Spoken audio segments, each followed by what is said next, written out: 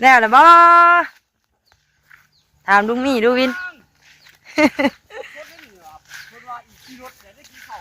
ป้าโตว่าสิมาห้องอยู่กินข้าวได้เดี๋ยวนี้คือเมาแท้ว่ะไม่มันได้2-3 ปีแล้วว่าเนาะตั้งแต่ประตูเฮ็ดผู้มันไปน้ำปีกายนี่ก็เป็นไงหน่อยวันหน้ามาปืนแต่อยู่แหละนอตุวันหน้ามาหลวหลวดโว้ยยังบ่มีถ้าฝนตกแห้งก่อนจังมาเอาปลาเด้อปลาลุงตอนนี้บ่มีประตูยังเฮ็ดอยู่ว้าวมียังน่ะมียังน่ะแฮวบ่หอยเชียวใช่ว่ามาดูค่ะหัวใหญ่ใช่พอมีเพิ่นกับประตูหน้าใกล้กันนี่แหละเพิ่นมาเฮ็ดต้อนปลาลุงไงเนาะที่ว่าโอเคเขาเฮ็ดไว้ตะกี้เนาะเพิ่นมาซ่อมแปลงเฮ็ดใหม่ยังลูกโอ้ยระวังลึกตะปูเด้อเพิ่นน่ะบอกว่าน้อยเพิ่นปลาลุงเลย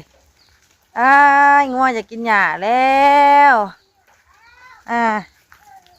งัวอยากกินหญ้าแล้วบ่ายนี้ฝนตกหากายุดปลาลุงเนาะแต่ว่ายังนี่อยู่หน่อยนึงเนาะเอาตอนนี้ก็พากันสิไปเอาหญ้ามาให้งัวน้องมื้อเช้านี่แมวนิ้วเกี่ยวไปแล้วเฮ็ดยังน่ะเฮ็ดต้นเอาปลาวินเนอร์สบายดีอันนมือกันสบายดีปลาลุงทุกคนสบายดีตู้ยุ้ยเนี่ยมากินก๊อบเบาไปแล้วบ่ายนี้เบาไปแล้วบ่อยากกินขนมน้ำตู้บ่บ่อยากไปหาตู้บ่ไปลงมาดิหญ้างัวไปเจ้าเดี๋ยวได้ตกเลยงัวล้างหันหลังลงล้าง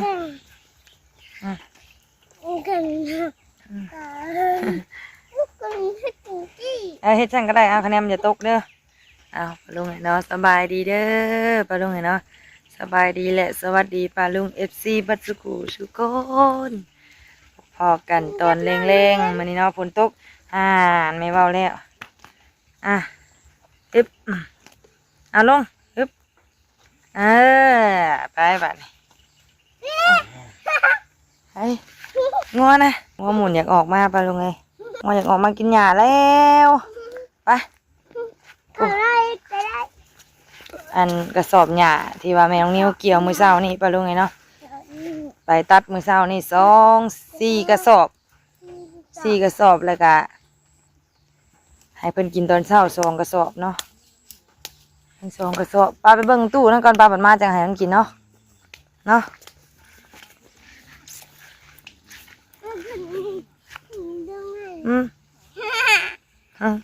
ยังดอกฝนหยุดแล้วเมื่อกี้นี่ฝนตกปลาลุงไงฝนตก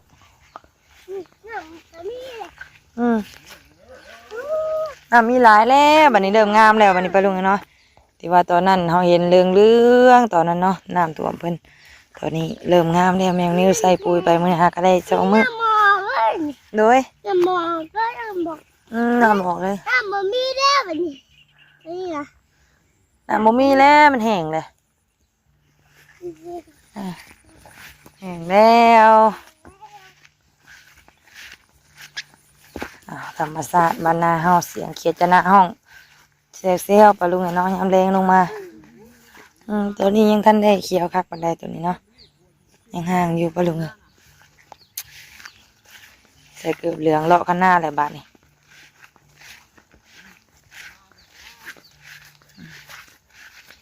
แล้วล่ะบ่ถามลุงนี่ดูวินป้าโตว่าสิมาห้องอยู่กินข้าวได้เดี๋ยวนี้คือเมาแท้ว่ะจักโมงบ่4 โมงพอดี4 โมงเลย4 โมงยังไม่ได้กินข้าวเที่ยงดิ หักมานี่คันที่ตาเฮาพูดเลยเฮาเติม โอ้ย นี่ครับเวลา เพิ่นมาเฮ็ดต้อนไปลุงไงขอมี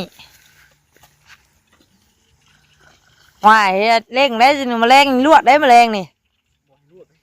ลวด เช้าเร็วเด้ สร้างว่ามาตี 5มันก็แห้งแล้วอะไรเมื่อแล้วบาดนี่เนาะตุกันมาตี 5มันเฮาได้เมื่อผู้แล้ว เมื่อให้พวกนั้นอยู่เลยเวียแล้วเวียแล้วงานน้ำเขานี่แหละตายมาวุ่นวายอยู่ก็อยู่ เดี๋ยวมื้อเช้านี่ตัดหญ้าอยู่นี่บ่ดูไงนะตัดไปไว้ลงไปซอยลุงมีน่ะวีเนี่ย ตู้ลอยว่าอยู่ก็มันไปใส่คือว่ามันไปโลดแล้วอ่ะเพื่อไป คุณลงไปเปิงน้ำประตูกูไปแล้วเหรอบ่เห็นจะหม้อยบ่ขึ้นมากินข้าวเนาะว่ะ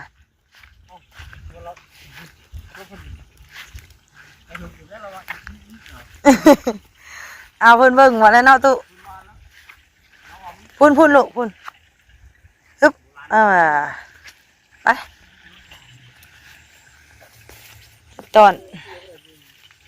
โอ้มันตากแดดมันปีวะไปหัวกัดมันติดตัวเฮ้ยพี่หกเท่าน่ะ ชื่อว่าไม่ชื่อว่า20 ตัวเฮ็ดใหม่เลย4 ตัวขึ้นมาห้องตัวนี้ โอ้ยมาแล้วง่ายเราเผื่อเปิดดามข้างมันนี่เนาะตู้เนาะเอาบ่ได้ใส่บ่ อ๋อได้บ่เหยียบน้ำนั่นใช้ข้างใช้ นี่ เด้อไปใช้มันนะเอาเนี่ย ไปอย่ารอมันเอ้ย นั่นแม่ว่ากันเหี่ยวทานแล้วเลย ข้างเลยติ ทำบลูลงทำบลูน้ำบลูบลูลง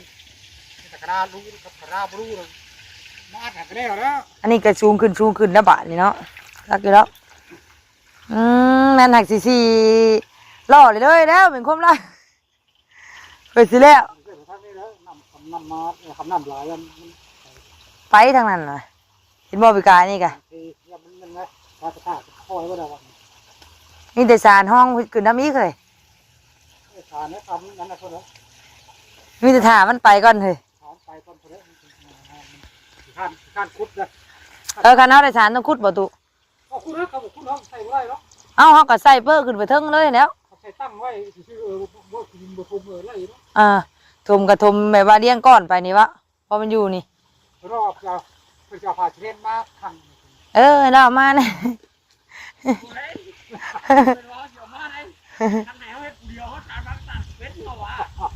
ชาพากระดาษมาเป็นในเพิ่นสิเอาผ้ามาใส่เลย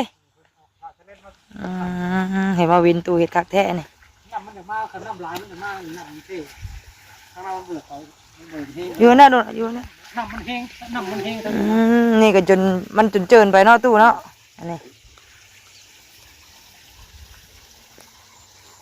มันจะอยู่บ่ห้ามบ่ได้เอากระสอบตู้บ่คือบ่เอากระสอบใส่ซะ คำมาสอบเขาผมจำได้แล้วเขา เอากระสอบบัดนี้เนาะ เอากระสอบใส่ปกหลังมันไว้เลยเรียบร้อย คักปัญญางนะจ๊ะ เขาใส่ตะพื้นขึ้นมานะมันน้ำไม่ได้มันหัวไปตาม ตามห้องกระสอบเป็นติ ตามห้องกระสอบนะ ม โอเคอย่าชี้ไว้แล้วบ่หนิเจ๊ บัดนี้เฮาเอาเปิ้ลไปเรียงกระสอบยาวไปเนาะ เขาเรียน พวกหนามันน่ะ พกหนามันแต่ละหน่วยจะหน่วยเป้หนาไว้แค่ทราบจะปัดติ่งน้ำเพราะนั่นติ่งเนี่ยคาขอบริษัทที่เขา เฮาบ่ได้ใส่ท่อมันนะ ใส่ทออยู่นอกทางหนึ่งพอเราติ่งเนาะ บัดยามนั้นยามมันเฮาอยากไล่น้ำออกกันติ ยาวติ่งน้ำยาวหลับนานแล้วน้ำถูกเข่าอย่างมันเข่าน้อยเขาเนี่ยชนิดพิจารณาโลก เอาตัดแล้วหากระโปรงบ่ลุงไง คนดีเห็นไหม เป็นน้ำบ่โตคือกินอีกแล้วติ มาขางนี้เนาะมาขางนี้จะใช้แล้วบาดเนาะอ๋อตัวซอย ที่เฮาตัดแน่พาลุงไงเนี่ยแต่มันบ่อยู่นะเฮามันได้ใส่กระสอบแต่ก็เอาใส่กระสอบทางดุมมันได้ติเด้อ มันไหม้ลุกลงไปเลยไหม้เต้นครับลงเลย เฮ็ดใหม่อีก ไหม้เยอะทางองเดชนี่หรอกไม่เต้นมาปูเลย แน่ทั้งมีต้นสิมาอีกแล้วจ้ะมีแต่เอาปลาแล้วบัดนี่ ปลาชักปลากระเงียงปืนดูไปเลยนะ นั่นแหละว่ามัน มันบ่แดดได้มีแต่น้ำสิมาเอาปลาได้บัดนอวิน เนี่ยนี่ก็คืออยู่เนี่ยป่ามามันเข้า ลงหันวัด เข้านี่ลงนี่วัด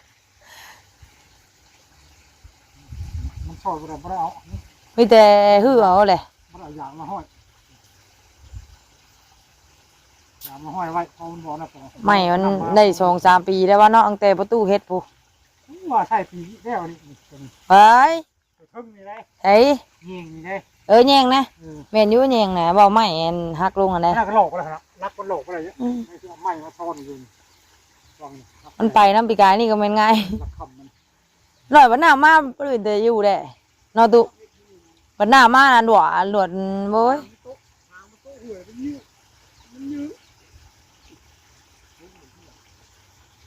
ไอ้พวกหน้าบ่ทันมานี่พอเบิ่งอยู่ ไปตัดขนาดไม้ไปที่ผักเยอะผมผักเยอะ สมมันใส่อยู่ตู้ข้างน่ะมึงแหนมช่องสิไปเบิดเลย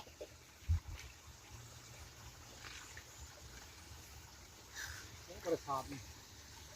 ชานชีกใหม่ก็มีอยู่ยังบ่ได้แถมได้อีกแผ่นหนึงค่ะ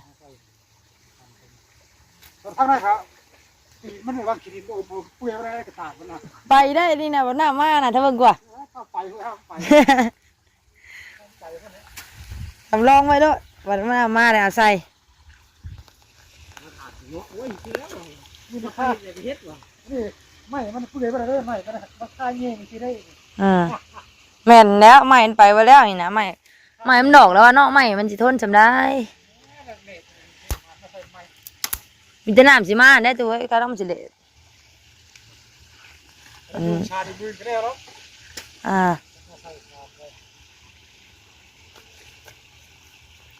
ปืนเพิ่นสิมาให้ตี5แล้วว่าเทื่อบ่ได้เมื่อเลยไปจักแมลงนี่ เอาวินตอนพอแขกเฮ็ดไว้แด้ตะกี้ปลาลุงเลย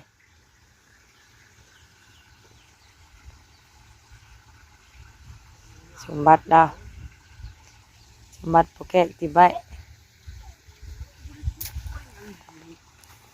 อันน่ะเห็นบ่ปลาน่ะมีบ่ปลาน่ะฮะแม่นได้ปีที่แล้วน่ะมันแห้งได้น้ำใช่แล้วให้ปลาน่ะฮะโมเมนบ่หรอกบ่มีจับน้ำยังบ่มาเนาะน้ำยังบ่มายังบ่มีมีปลายังบ่มีถ้าฝนตกแห้งก่อนจังมาเอาปลาเด้อปลาลุงตอนนี้บ่มีประตูยังเฮ็ดอยู่เอาเอ้ย มีผู้บ่มีผู้จะไปเมื่อปะอึ๊บเฮ้ยพอมีมาเร็วเสร็จวินเสร็จค่าแล้วบาทนี่ ใช่หน้ามือน่ะพัดมันนะ แม่นแหละเจ้าถ้าสามารถจะเอานู่นพุ่นบ่ เอานี่เดี๋ยว เอาอยู่บนนี้ได้อึ๊บโอ้เก่งแท้น้องวินค่าแล้ววินค่าแล้วค่าแล้ว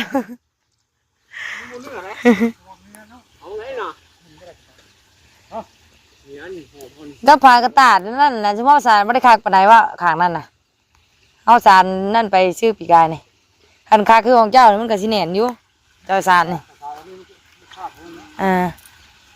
นี่สารคากของสารวานนี่อันนี้นะ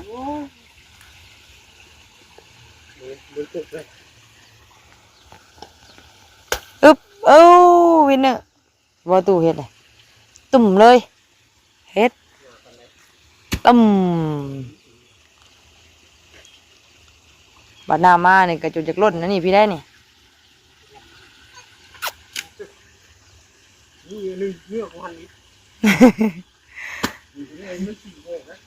มาได้อันปานมาสดอยู่นี่เบิดน้ำผัวหยานี่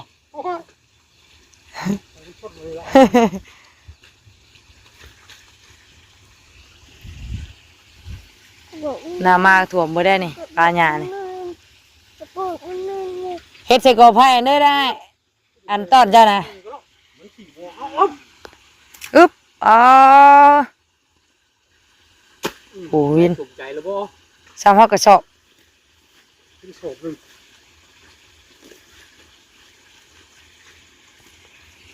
ยังลูก ผู้หันไปตื้อ เมื่อให้ไม่ตุ้ยไผเอาให้น่ะไผเอาหอยให้น่ะ งานในตู้เลยพอทายจะหอยชุดนี้ บ่ลูกไผเอาหอยให้ เจ น่ะ ดี ประตูบ่ให้น่ะ ประตู ประตูให้หวัง ตู้ไอ้บัง เอาให้ เอาให้ เมื่อให้ไผมีครบมือวินเมื่อให้ไม่ตุ้ย เรียกคนเฒ่าเป็นที่ไหนข้าเฮ็ดไปเรื่อย โอ้ยอมขึ้นจักเทื่อตู้ก็ว่าตาแล้วล่ะว่าทั้งนั้นสิเป็นอื่นเลยทางน่ะคันเพิ่นได้อยู่เสียมื้อแม่นความประตูเว้าดีแล้ว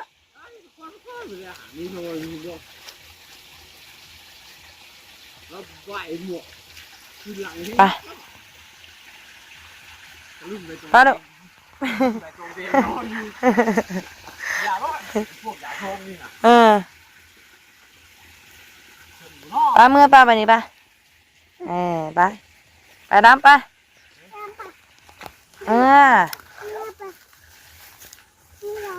มาห้องมันเมื่อกินข้าวกับโบย่อมเมื่อถ่าแล้วก่อนว่ะโอ้แล้วแล้วยันพอแห้งอยู่คำพูดแหละมือยังมาต่ออีก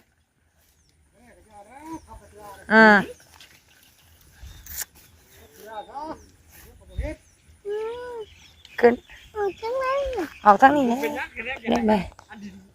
เย็ดมื้อนี่บ่ให้ไปนะเอานี่ขึ้นเลย เฮ้ยมา เอาพวกขึ้นไปเลย มา ตากเบ็ดเนาะเบ็ดบ่ได้ ไพ่บ่มีเฮ้ย หายมันเชิงบ่วะ ไพ่รับไรบอเห็นจะใส่ธงแล้วไพ่บ่มาซ้ำปลาลุงเลยจักผู้มันน่ะยังอยู่จำเป็นเฮือนเฮาไปจักซะล้างมือล้างได้ไหมเฮ็ดอึบเอาได้หอยใหญ่ปลาลุงเลยเพิ่นได้หอยใหญ่ไป นี่ ว้าวมียังน่ะ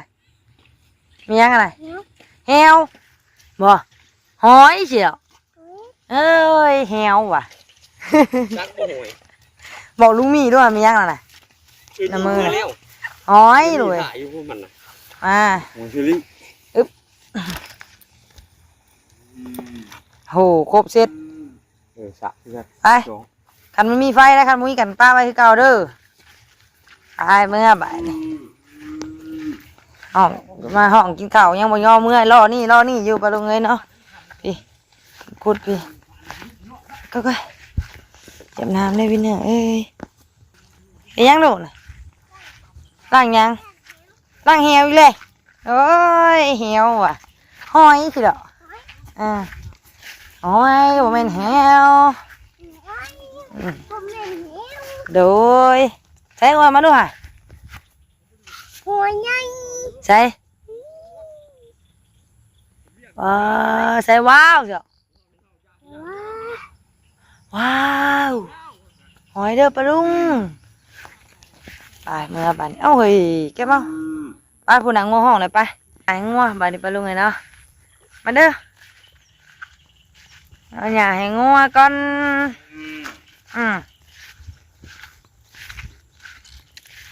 เอาตัวน้ำก้นก็งามปลาลุงเลยนะแต่ว่าตัวหากระดำนี่กำลังเริ่มเขียวเนาะทางนั้นพอมีเพิ่นกับประตูหน้าใกล้กันนี่แหละเพิ่นมาเฮ็ดต้อนปลาลุงไงเนาะที่ว่าโอเคเขาเฮ็ดไว้ตะกี้เนาะเพิ่นมาซ่อมแปลงเฮ็ดใหม่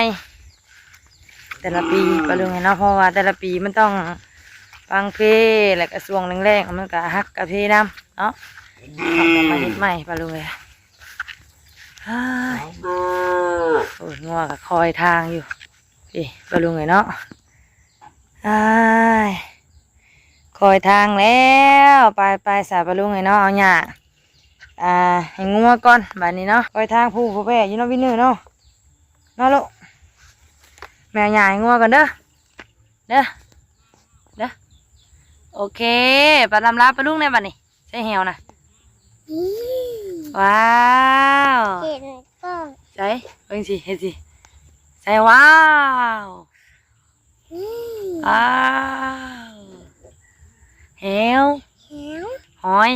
หอย หอยเด้อปลาลุง เรือปลาลุง ไปหอยอย่าเฮ็ดเดี๋ยวมันบาดมือเลยนี่ดูเลยนี่อันนี้ป้อมันคมจังนี่ พวงกัน จะไปบ่ายมันเด้อจับดีๆเด้ออย่าไปถูมันเด้อมันครบมือเลยเด้อไปซะปลาลุงไงเนาะแม่น้องนิวก็สิเอาหญ้าข้ามไปให้งัวก่อนปลาลุงไงเนาะมื้ออื่นบ่ได้จังสิตักมา นั่น สิออกมาแล้วพุ่นน่ะอยากเลยปลาลุงไงเนาะไปซะปลาลุงไงเนาะสำหรับคลิปนี้ก็สิได้ขอลำลาปลาลุงเพียงส่ำนี้ก่อนเด้อเนาะไว้พบพอกันคลิปหน้าปลาลุงไงเนาะคลิปนี้ลาแล้วขอกล่าวคำว่าสบายดีสบายดีเบ่สุขุสุคนเด้อสบายดีบ่นี่สบายดี เอาบอก สบายดีปะนุ่งกัน ไปหา สบายดีนุ่มมือ อันนี้หาไม่ บายบายฮะ บอก โอ้ยไม่ตุ้ยอ่ะบายบายบาย เหียว สบายดีปะลุงมันบาดมือเลยนี่บายเด้อปลาลุงเด้อพบกันคลิปหน้าจุ๊บเด้จุ๊บ จุ๊ จุ๊ บบ คือว่ากบ